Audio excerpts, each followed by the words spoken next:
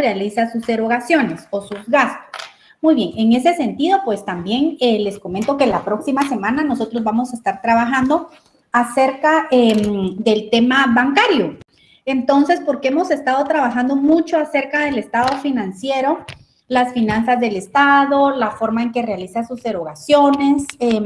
Tuvimos clase acerca del presupuesto general de la nación, el presupuesto general de la nación, pero recordemos que este curso también es de índole bancario. Entonces, para la siguiente semana es conveniente que usted descargue o si puede tener acceso a comprar la ley la ley orgánica del Banco de Guatemala, la ley monetaria y la ley de grupos financieros. Entonces, porque básicamente es nuestra legislación a nivel bancaria.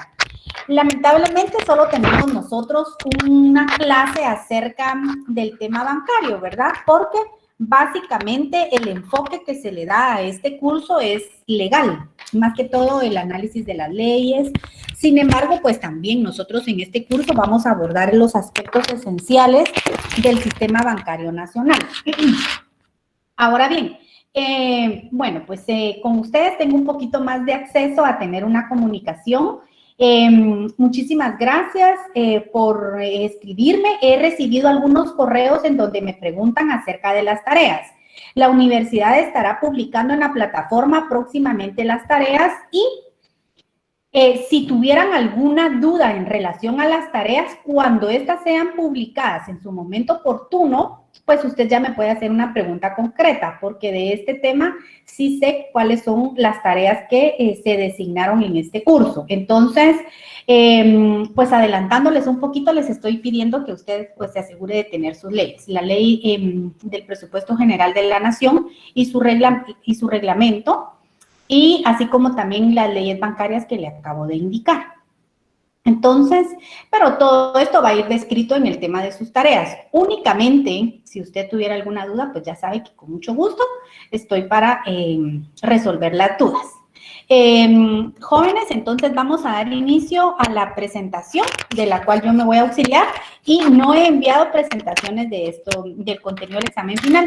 Pero yo esperaría que ya el lunes ya tenga un espacio y yo me pueda, pues les pueda socializar las presentaciones. Entonces, vamos a iniciar con la presentación. Y entonces,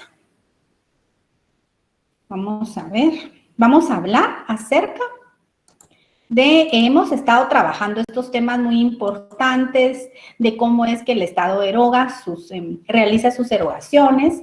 Y el día de hoy vamos a hablar acerca de la política fiscal. Semana 15. Objetivo de la clase: que el estudiante de la Universidad Rural de Guatemala comprenda que la política fiscal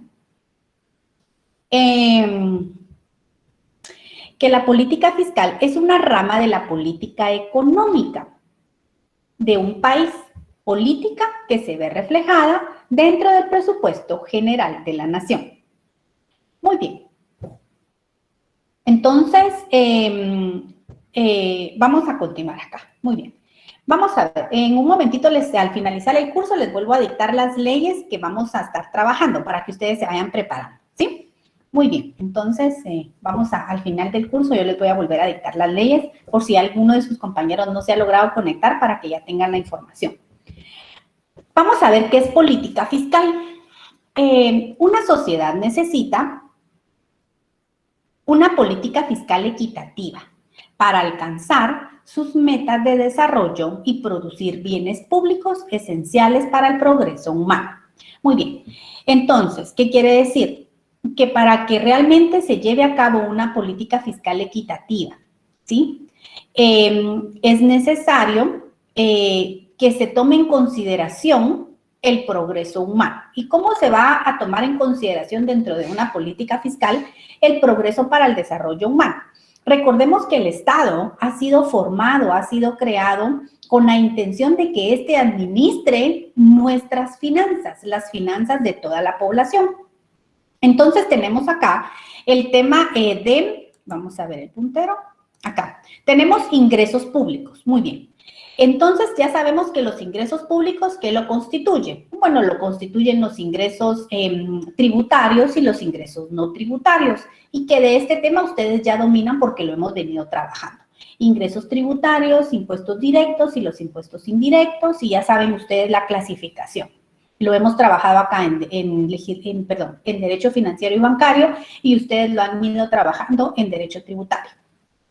Hasta ahí estamos bien. Todos los ingresos, todo lo que ingresa. Pero también dentro de los ingresos vamos a encontrar el rubro de las donaciones y el rubro de la deuda pública. Recuérdense que para que se complementen los gastos necesitamos un crédito de este lado, ¿sí? Muy bien, entonces es el crédito público y la deuda pública la vamos a poner en el pasivo porque son cuentas por pagar. Ingresos públicos. Y tenemos un crédito que nosotros necesitamos prestar. Versus gastos del Estado. ¿Y los gastos del Estado para qué son? La finalidad de los gastos del Estado es para que se cumplan con las metas de desarrollo que son esenciales para la población, para el progreso humano. ¿Y cuáles son los gastos del Estado? Pues los estados tienen su finalidad de dar cumplimiento al bienestar común. ¿Y qué constituye el bien común? Bueno, pues va a constituir la salud, la educación, la seguridad, ¿qué más podemos decir? Bueno, que existan políticas para obtención de trabajo, fuentes de trabajo, políticas para obtener vivienda, y podemos, digamos, desarrollar todas aquellas obligaciones que tiene el Estado para con nosotros, porque para eso ha sido creado, esa es la finalidad del Estado, velar por el cumplimiento del bienestar común. Ahora bien, ¿qué desventaja tiene la existencia del Estado? Ninguna. No existe algún autor que haya revelado que existe alguna desventaja de que exista un Estado, porque si no estaríamos frente a una anarquía, no tenemos una administración. Es por eso que nosotros como guatemaltecos cada 4 años elegimos quién va a ser nuestro administrador, quién nos va a representar, quién va a velar por nuestros intereses, ¿sí? Realmente esa es la figura de que nosotros, que la soberanía radica en el pueblo y la delegamos. ¿Y la delegamos para qué? Para que nos administre, ¿sí? Para eso les pagamos, para una buena administración, para que se manejen bajo una política pública que sea de beneficio para nosotros y que también que se maneje bajo una política fiscal en donde se ejecute de manera equitativa. Y fíjense que acá es muy importante porque este término de equitativo, como ustedes ya lo han visto mucho en derecho tributario, y acá yo lo he mencionado en algunas oportunidades, la equidad, ¿qué quiere decir? Dar a cada quien lo que merece, equitativa, ¿sí? El que más tiene, que más pague, y el que menos tiene, que menos pague. El que más necesita, que se le dé más, y el que menos necesita, que se le dé menos. ¿Estamos? ¿Por qué?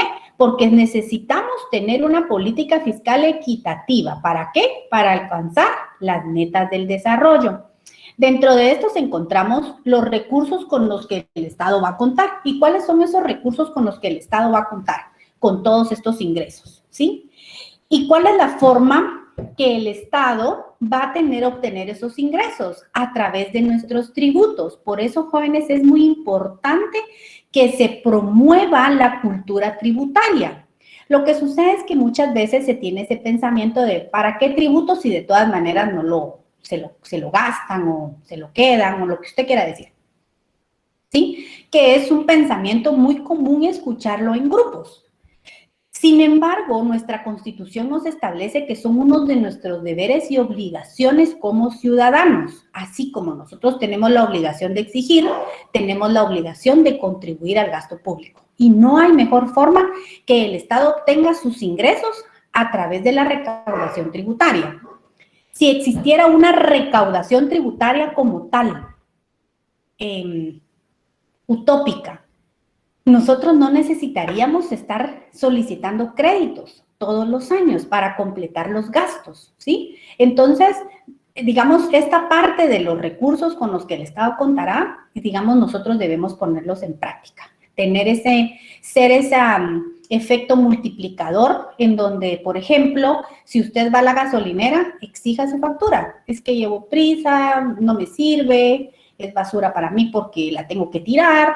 No, exija su factura, porque una vez, aunque usted la pida como consumidor final, si no tiene tiempo para dictar su NIT, usted se está asegurando que el propietario de esta gasolinera tribute, ¿sí? Entonces ya el Estado ya va a tener acceso al impuesto al valor agregado, va a tener acceso al impuesto de distribución de hidrocarburos, va a tener acceso al recurso del ISR, del ISO. Entonces, ¿qué quiere decir? Que si usted con ese simple acto de solicitar su factura, usted está contribuyendo con los gastos del Estado. ¿Y qué tenemos que hacer? Fiscalizar acá. Muy bien. Forma de utilización de los recursos. Dentro de la política fiscal se habla acerca de cómo se debe utilizar los recursos y para esto ya lo hemos visto. Hemos trabajado una clase en donde hemos analizado la forma en que el Estado realiza sus gastos y ya nos hemos dado cuenta que existe una ley específica en la que se le establece la forma, el proceso y los montos. Se dan cuenta que el presupuesto general de la nación es una ley dinámica, cambiante, porque va a cambiarse y se va a adaptar todos los años a nuestras necesidades. Tenemos una evaluación del trabajo público. ¿Qué quiere decir? Que en este sentido, acá, por ejemplo, en la evaluación del trabajo público, existe, por ejemplo, directamente en el Ministerio de Finanzas Públicas una unidad que se encarga de verificación de la calidad del gasto. Entonces, quiere decir que todo lo que sale del Estado en doctrina y en legislación es debidamente tipificado, ¿sí? Y es cualquier hecho que sea contrario a la legislación es punible, ¿sí? Es perseguible. Ahora bien, tenemos el área de rendición de cuentas. El área de rendición de cuentas no solo le compete a la Contraloría General de Cuentas, también nosotros podemos hacer una auditoría social en donde estamos fiscalizando cómo es que el Estado está realizando sus erogaciones. Pero si usted y yo no realizamos esa acción, no podemos criticar si el Estado está realizando correctamente o está erogando los gastos correctamente. Si existe una calidad del gasto. ¿Qué es la calidad del gasto? Por ejemplo, que realicen sus erogaciones, pero que sean los gastos exagerados, como por ejemplo esta auditoría social que hicieron en relación a una compra de unas mascarillas y que estaban sobrevaloradas en un hospital de un departamento. Fue una noticia pues pública, ¿verdad? Entonces, ¿qué quiere decir? Que acá dicen, bueno, lo que sucede es de que estas máscaras o mascarillas están en el mercado a 20 quetzales o a 25, por decirles un ejemplo. Pero las cotizaron al Estado a 40 quetzales. Están sobrevaloradas. Si bien es cierto, el Estado necesita comprar 500 mascarillas, 100 mascarillas o 1 millón de mascarillas, lo que usted, por ejemplo, un ejemplo hipotético, que las gaste, porque para eso está designado ese dinero. Es decir, el Estado no está para ahorrar. Por ejemplo, al Estado le designan 100,000 quetzales para comprar mascarillas, él tiene que gastar esos 100,000 en mascarillas. No significa que a final de año va a decir, por ejemplo, la entidad que tenía a cargo de comprar esas 100,000 quetzales en mascarillas, lo hice bien porque no me gasté los 100,000, sino me gasté 50,000. Ahorré. El Estado no está para ahorrar. El Estado está para ejecutar. ¿Por qué? Porque cuando ellos hacen sus planes de presupuesto, se recordarán que todas las entidades realizan sus planes presupuestarios y que envían ese informe al Ministerio de Finanzas Públicas. Ellos dicen, yo presupongo que voy a gastar 100,000 quetzales en mascarillas porque las necesito. Entonces, él está invocando la necesidad y está calculando cuántas va a necesitar. Entonces, a él le designan esa cantidades para que lo ejecute. Pero si llega a fin de año y no ejecuta, quiere decir que hubo una mala calidad de gasto, hubo una mala ejecución presupuestaria, porque no se lo gastó y a él le dieron ese dinero para gastarse eso en ese rubro, no para ahorrar. ¿sí? El Estado no está para eso. Si a él le dan 100,000 quetzales, él tiene que gastárselo. Pero mucho ojo, aquí está la calidad del gasto. No significa que va a sobrevalorar el producto. Por ejemplo, si a él le dijeron 100,000 quetzales en mascarilla y no importa qué valor, no, sino que tiene que ver la calidad del gasto, ¿sí? La calidad del producto. Entonces, ¿qué quiere decir? Que aquí hay una evaluación de trabajo público. No solo, me refiero a trabajo público, quiere decir desde la perspectiva administrativa, ¿sí? Entonces, sí se realiza una evaluación del gasto, una fiscalización presupuestaria, porque hasta eso hay que fiscalizar. No solo cómo lo va a gastar, sino si no lo va a gastar, eso es un problema. Porque entonces, ¿para qué lo pidió? ¿Sí? Porque digamos que al final de cuentas todos los organismos no se lo gastan todo, realmente existe un problema porque nosotros pedimos un crédito para completar ese dinero y ellos no se lo están gastando. Entonces, quiere decir que hay una mala ejecución y eso sí es un problema. Tenemos el tema de la rendición de cuentas, como les manifestaba. La rendición de cuentas no solo se realiza ante la Contraloría General de Cuentas. La rendición de cuentas también, se recordarán ustedes que dentro del presupuesto general de la Nación se tiene que rendir cuentas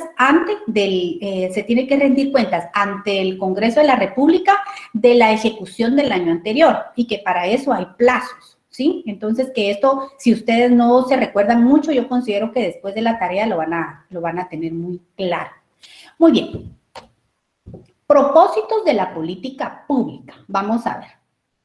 El propósito de la política pública es distribuir entre los ciudadanos en forma justa e igual los frutos económicos producidos por la sociedad, apoyar el crecimiento económico sostenible generando estructura económica.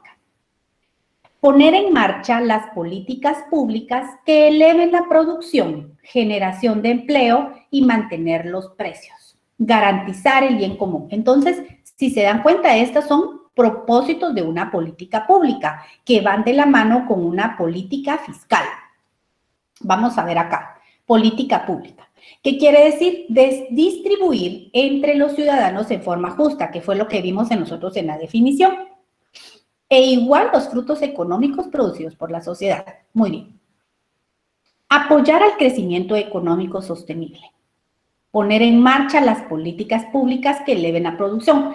Se recordarán, jóvenes, que nosotros ya abordamos un tema acerca de las políticas públicas y que estas están a cargo de la Secretaría de Planificación Económica, CEGEPLAN, en donde ellos se van orientados a trabajar aspectos de salud, de educación,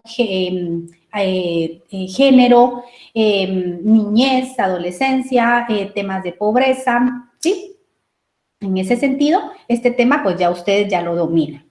Y garantizar el bien común, que es lo que siempre pues hemos venido trabajando en clase, y como les manifestaba al inicio, que es bienestar común, todas aquellas necesidades que tienen que ser cubiertas por el Estado de Guatemala para nosotros. Por ejemplo, bienestar común el día de hoy, actualmente, derivado de la situación nacional que atraviesa Guatemala y es una situación que atraviesa el mundo, derivado del COVID-19, lamentablemente estamos viendo muy de cerca los efectos que ha tenido el descuido y el mal manejo de políticas en relación a la salud. Jóvenes, el problema que hoy se nos presenta en el Ministerio de Salud a nivel nacional no es un tema nuevo, no es un tema que se haya descubierto a raíz de una pandemia, es un tema que nosotros hemos ido arrastrando por décadas, pero que seguramente no nos había impactado tanto como está impactando el día de hoy, o como que está llamando como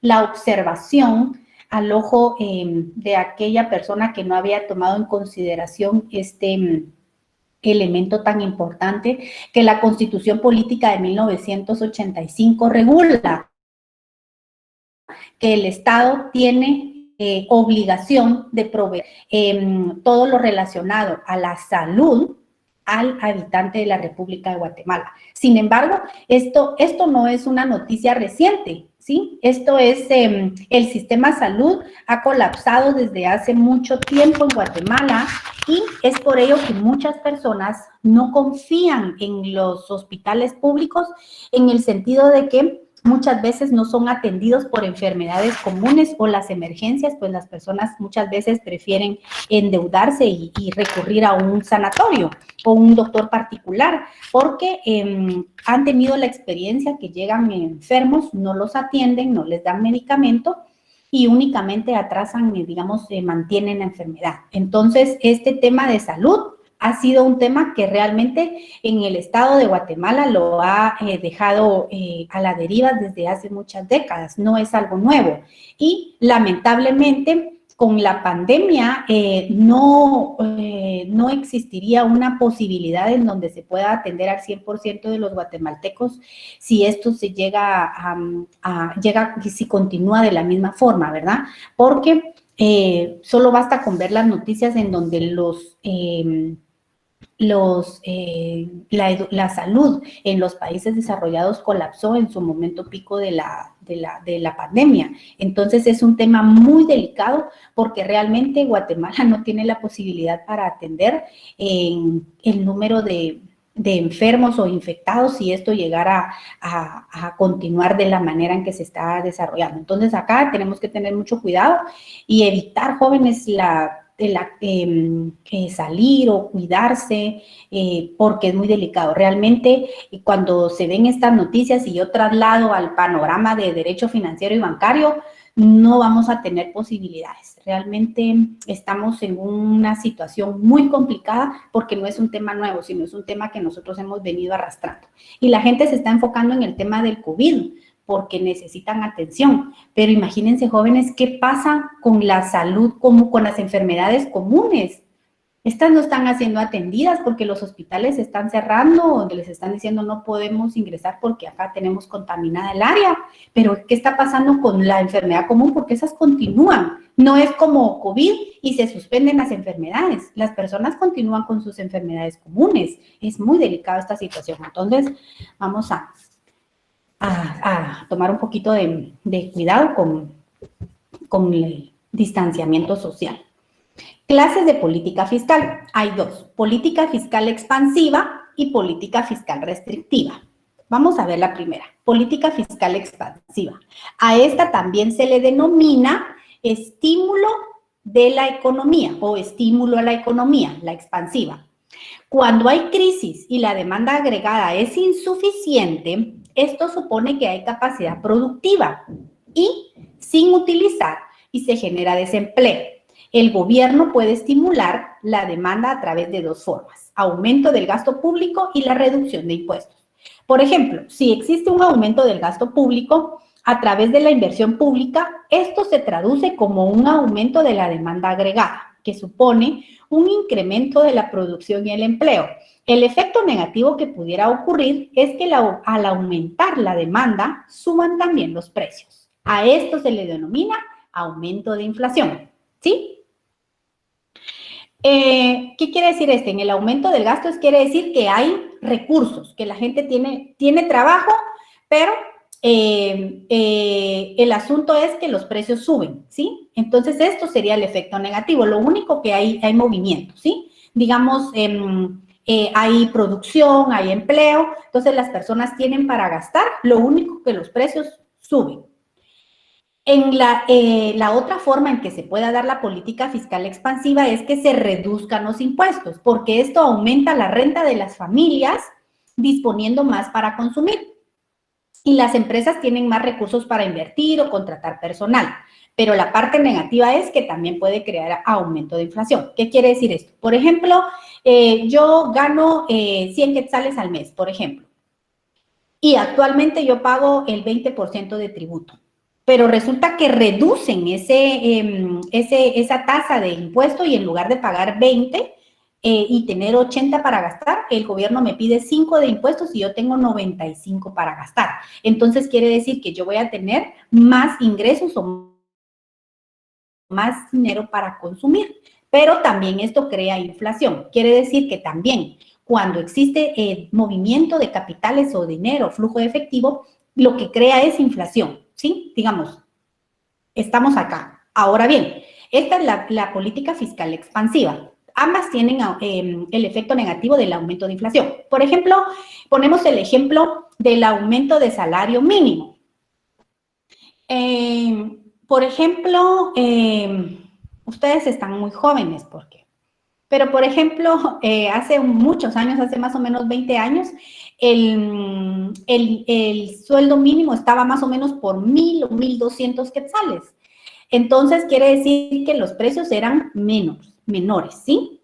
Pero una vez que así como ha ido aumentando el salario mínimo, que ahora lo tenemos en 2,800 algo, o 2,700, 2,800, digamos, bueno, y casi 3,000 por la bonificación de 250. Pero, ¿qué quiere decir? Que así como se duplicó el valor del salario mínimo, también hay un aumento de la inflación, ¿sí? Es decir, aumento de los precios. Entonces, ¿qué quiere decir? Que todo ha ido aumentando. Muy bien. Tenemos la política fiscal expansiva. Estos son los elementos importantes que ustedes tienen que tener claro. Aumento del gasto público, rebaja de impuestos. Aumento del consumo y de la inversión. Aumento de la demanda agregada y la producción. Aumento del empleo. ¿Pero qué pasa? Puede aumentar también la inflación. O sea que aquí en esta fiscal expansiva todo es aumento. Gastamos más, puede haber rebaja de impuestos, aumentamos el consumo, aumentamos la inversión, hay un aumento de gastos, de compras, de producción, aumenta el empleo, pero ¿qué significa? Todo también sube, los precios suben. ¿Estamos? Ahora vamos a ver la contraria. Política fiscal restrictiva, también llamada contractiva, porque va a ser todo lo contrario a la otra, se contrae, la economía la contraemos. Cuando hay inflación, el gobierno puede intervenir con el objetivo de controlar la demanda agregada y así provocar un descenso de los precios. Para ello, utilizará los mismos instrumentos que en la política expansiva, pero de forma inversa. Quiere decir que en la expansiva hay mucho dinero, pero al haber mucho dinero, lo que crea es inflación. Y la restrictiva quiere decir que en lugar de que allá aumente el gasto público, aquí disminuye. El Estado gasta menos en inversión pública. ¿Y qué pasa? Ya nos dimos cuenta que la inversión pública es una forma en que el Estado reparte dinero. ¿Cómo? Porque va a contratar, y eso ya lo vimos en una clase, construye una carretera, contrata a una entidad privada, esta a su vez ingenieros, albañiles, y hasta la señora que vende la comida va a tener movimiento de capital. Pero acá hay una disminución del gasto público.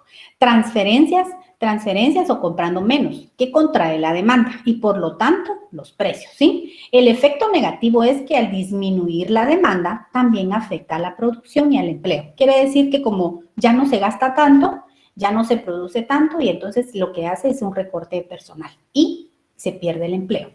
Ahora bien, el aumento de los impuestos. Disminuye, en lugar de disminuir, que lo tenemos allá en la política fiscal expansiva, en la restrictiva se aumentan los impuestos, ¿sí? Quiere decir que, por ejemplo, yo pago 20 quetzales de cada 100 quetzales, por ejemplo, de lo que gano, y en la política fiscal restrictiva me dice, mire, ahora ya no va a pagar 20 de impuestos, ahora va a pagar 40. Entonces hay un aumento. En lugar de tener yo 60 para gastar, yo ahora tengo 40 para gastar, ¿sí?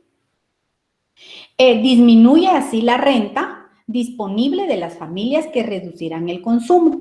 Las empresas tienen mayores costos y disminuirán su inversión. La reducción de ambos supondrá una disminución de la demanda agregada y por lo tanto los precios, pero puede afectar negativamente el empleo, perdón. Por ejemplo, si por ejemplo tenemos una tienda vamos a ver, no sé, de abarrotes, pero resulta que hay menos consumo, que ya no nos compran tanto, entonces ya no necesito tanto personal para colocar, sino para atender, sino que lo que hago yo es que como hay menos gente comprando, entonces yo lo que voy a hacer es reducir mis empleos, el número de empleados, ¿sí? Y entonces, ¿qué pasa? Que así como yo vendo menos, por ejemplo, también tengo menos empleados, porque ya es una parte negativa de la política fiscal restrictiva. Porque, ¿qué quiere decir? No hay movimiento de capital, no hay este movimiento que tenemos nosotros en la expansiva. Ahora bien, aquí en la expansiva hay algo muy interesante para que tener la diferencia. En la expansiva Lo que quiere decir que hay movimiento de capital, pero fíjense, jóvenes, que con este movimiento de capital o que haya mucho flujo de efectivo con el dinero, que sea producto de lavado de dinero, afecta a la economía porque produce inflación, porque da una mala apariencia de que hay dinero, pero realmente es dinero que no pertenece al Estado. Entonces aquí hay un tema que también se afecta a este dinero que es de origen del dinero lavado, comúnmente se le conoce, no afecta a la economía de un país. Realmente son uno de los efectos del narcotráfico, que exista flujos de efectivo en Guatemala, porque aumenta la inflación. Ahora bien, vamos a ver, entonces, si nos damos cuenta, con la política fiscal restrictiva existe una disminución del gasto público, contraria a la expansiva, y se aumentan los impuestos. Existe una disminución del consumo y la inversión. Existe una disminución de la demanda agregada y la producción. Hay una baja de precios y una disminución de empleo. Entonces, en ese sentido, esta es la política fiscal restrictiva, que todo es lo contrario, expansiva y restrictiva. Bueno, vamos a hablar acerca del pacto fiscal. ¿Qué es el pacto fiscal? Es un acuerdo político al que llegan todos los sectores de la sociedad luego de un proceso de reflexión y diálogo, convencidos sobre lo que debe hacer el Estado en materia de ingresos públicos.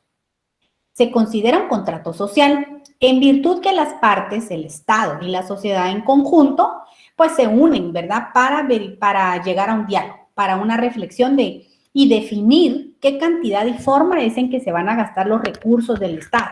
Y ellos proponen una evaluación.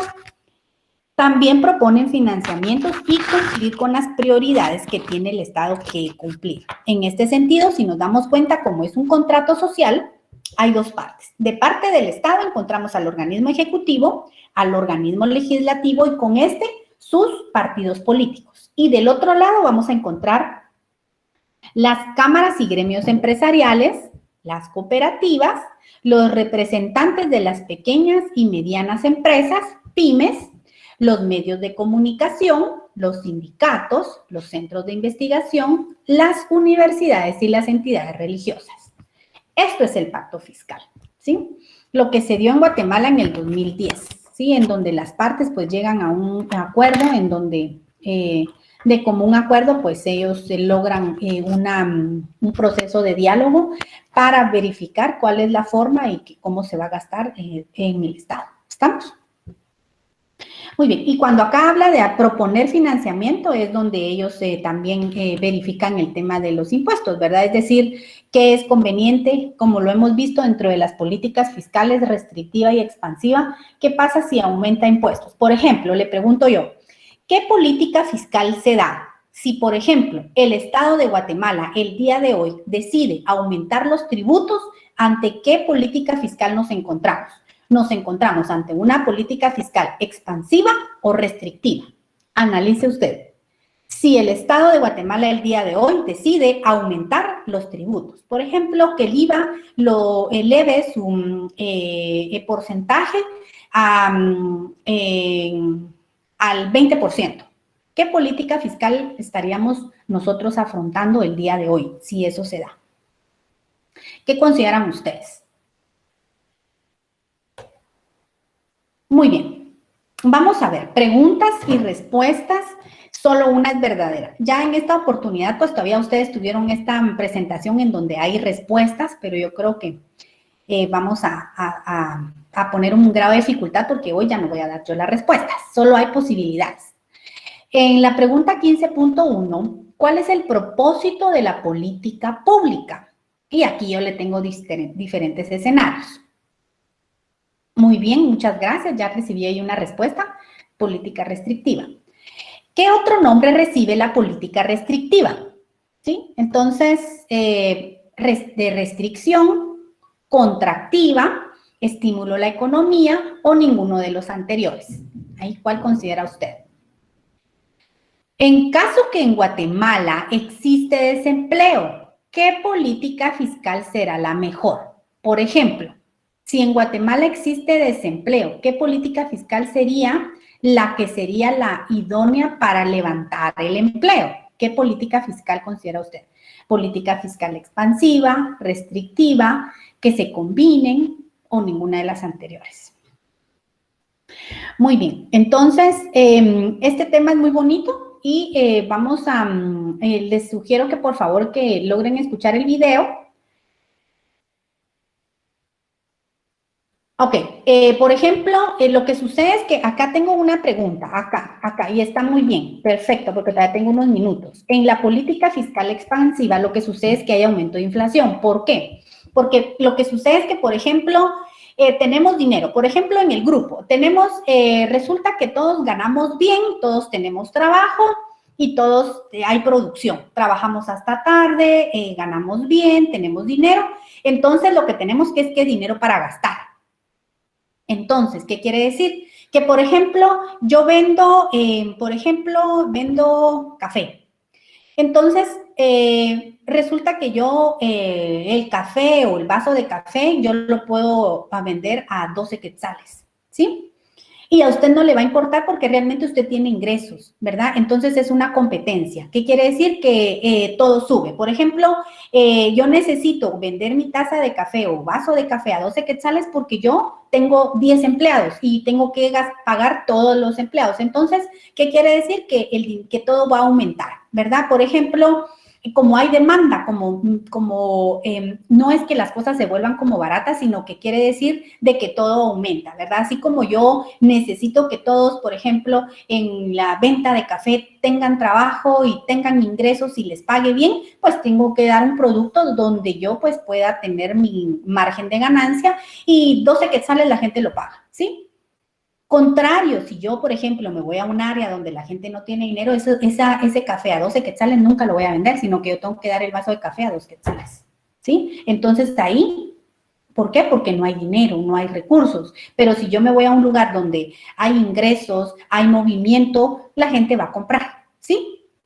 Por ejemplo, es lo que sucede, es el efecto, por ejemplo, que ustedes van, por ejemplo, al mercado. En el mercado usted puede comprar, por ejemplo, el ejemplo del café. El café en el mercado usted va y dice, bueno, ¿cuánto cuesta el café? 3 quetzales. Afuera de la universidad, 2 quetzales. 3 quetzales lo vende la señora. Usted lo compra y todavía a veces le pide que le dé rebaja de café. Bueno, o refil. Pero si usted está trabajando, por ejemplo, en el área de su trabajo, en el área, no sé, en el área, en un edificio, qué sé yo. Entonces, esta persona pues paga local, paga personal para que le auxilie. Entonces, esta persona no puede vender el vaso de café a 2 quetzales o a 3, sino que entonces aquí le dicen, mire, aquí el café vale 10. ¿Sí? Todo aumenta, porque como los gastos son más, todos gastamos, entonces hay un movimiento de capital. Por ejemplo, lo que pasó acá en la restrictiva es como, digamos, se está comprando menos, lo disminuye y fue lo que tuvo en el efecto hace poquito que yo lo puse en ejemplo del video, el tema de la gasolina. Si se dieron cuenta, como se dejó de consumir gasolina porque nos dijeron guárdense.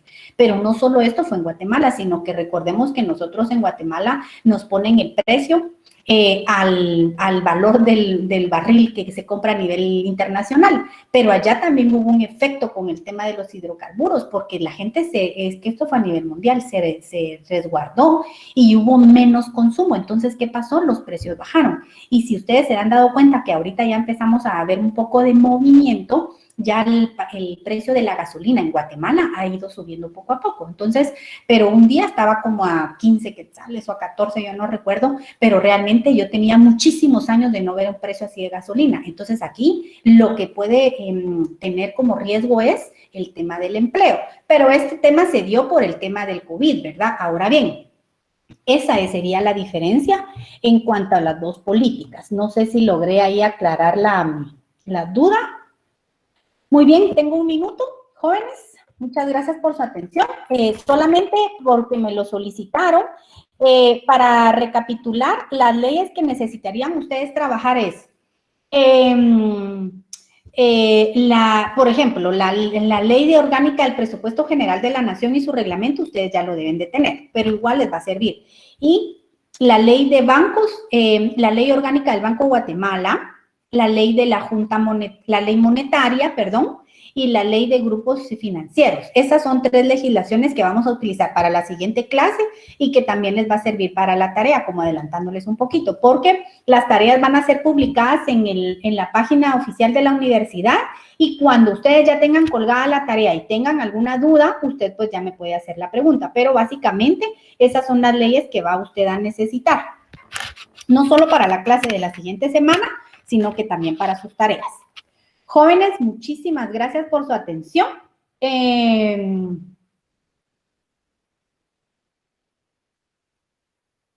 Muy bien, solo tengo una pregunta, si todavía me pueden esperar unos segundos.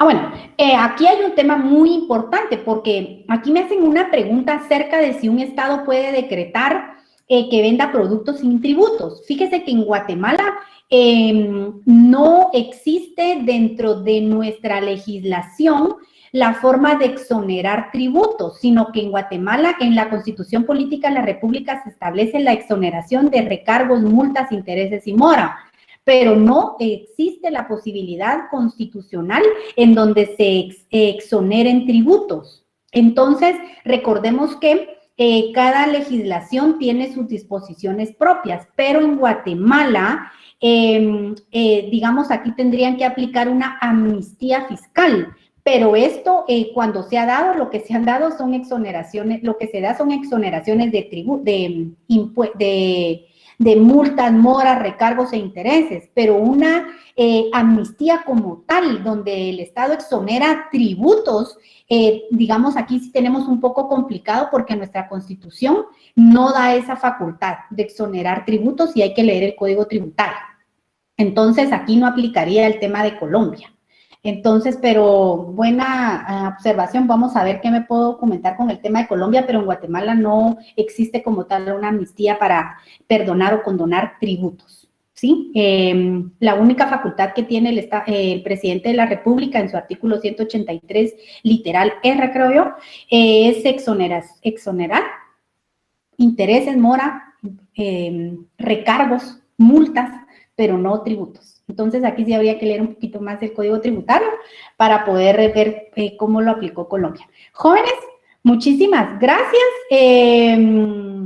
Cuando tengan la tarea, cuando ya la página cuelgue ya las instrucciones, porque ahora como sí hay una instrucción muy clara, por eso les digo, solamente si tienen dudas, me contactan, pero de ahí yo creo que no van a tener dudas porque sí está con tutorial y con una explicación cómo van a hacer ustedes las tareas. Entonces, tranquilos que cuando llegue el momento, pues ya cualquier duda, ya me lo pueden hacer llegar la duda que tengan. Pero yo consideraría que no van a haber dudas. Las tareas van a estar muy claras. Jóvenes, muchísimas gracias por su atención. Que tengan feliz fin de semana.